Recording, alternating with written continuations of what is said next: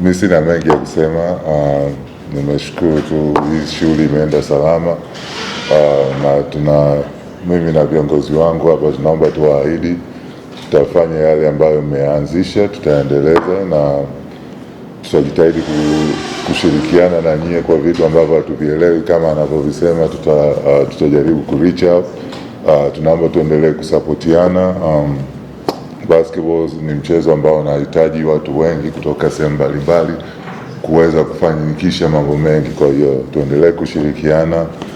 Shukrani Baraza la Michezo kwa kuliwezesha hili zoezi. Mheshimiwa Waziri mstahiki Mr. Paul Makonda kwa kuweza pia kufanya process iende haraka kidogo. Pia nishukuru serikali tu kwa mambo ambayo yameshafanyika, na pia niko very excited kuweza kufanya nao kazi, serikali nzima ya Mama Samia na wizara zake. Mambo ambayo naweza kuyafanikisha mimi kama mimi nitajitoa jinsi chini ya uwezo wangu kuweza kuyafanikisha. Kwa hiyo naomba tuendelee kusapotiana na nafurahi kuwepo hapa leo kama Rais wa Tanzania Basketball Federation. Nitumie nafasi hii kwa niaba ya Baraza la Michezo la Taifa BMT kuwapongeza sana viongozi wa Shirikisho la Mchezo wa Basketball Tanzania kwa kuweza kukabidhi ofisi pamoja na nyaraka mbalimbali kwa uongozi mpya ambao umeingia madarakani. Hii tukio na la kiungwana tumeishuhudia wote kwa macho yetu. Hongereni sana, tuwapigeni makofi. Nashukuru sana. Lakini pia nitumie nafasi kuwapongeza viongozi kamati tendaji ambayo ndio imeingia madarakani kwa muda wa miaka 4 kwa kuweza kupokea nyaraka mbalimbali za uendeshaji wa chama chenu, ikiwemo katiba na vifaa vingine kwa ajili ya kuweza kuendeleza mchezo wa basketball hapa nchini.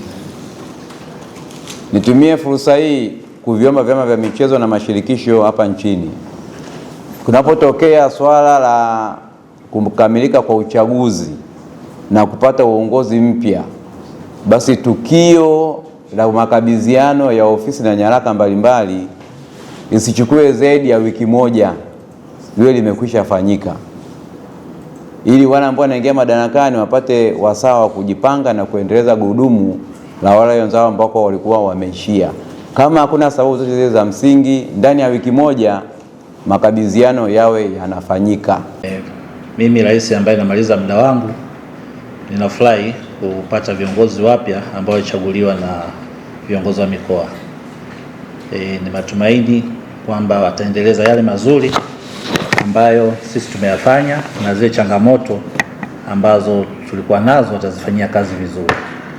Kwa ufupi tu nieleze, wakati nimeingia nikiwa rais wa basketball kuanzia kipindi cha 2021 mpaka 2025, maana yake ni miaka 4, tulikuta shirikisho katika mazingira ambayo kama mnavyofahamu vyama vya michezo vilivyo vinakuwa katika mazingira magumu, lakini tulipoingia na wenzangu tulijitahidi na tukafanya yale ambayo tumeyafanya leo. Tuna taarifa za utekelezaji ambazo tutazikabidhi mbele ya wenzetu ambazo tumezifanyia kazi. Na taarifa ya utekelezaji ya miaka 4 ambazo tuna taarifa ya utekelezaji ya miaka 2 ambayo tulikabidhi mbele ya bodi ya shirikisho, ambayo hapa tutawakabidhi kila kitu kimeelezwa humu, mafanikio na changamoto, na tuna taarifa kwa kipindi cha 2023 mpaka 2025. Zote zimo humu, changamoto, taarifa zote zipo. Lakini katiba ya shirikisho na maelekezo ya serikali yanataka mashirikisho yawe yanafanya ukaguzi wa hesabu zake.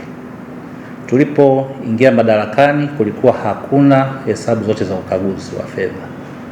Kwa kipindi chetu sisi tumeyafuata matakwa na tumehakikisha kwamba kwa miaka yote kuanzia 2022, maana yake tuingia 2021 hatakuwa hamna risiti wala nini. Ukaguzi lazima una risiti, unakabidhi kila kitu kwa independent auditor firm.